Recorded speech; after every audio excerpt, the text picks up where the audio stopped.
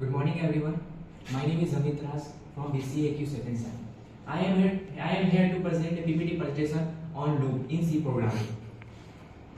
In C programming, we know about loop and types of loop and loop uses. Loop. First, we know about what is loop. In C programming, loop is a control structure that executes a block of code repeatedly on based on a specified condition. Next is why looping. Why we need looping?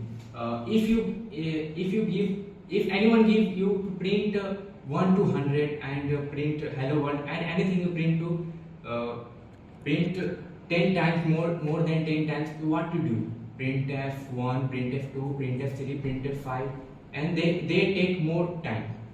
Here is the solution: loop. First solution is for loop. For loop.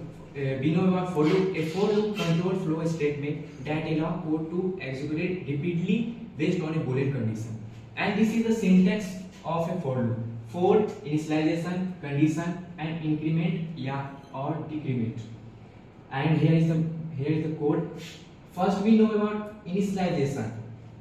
Initialization is set the starting value of the loop control variable.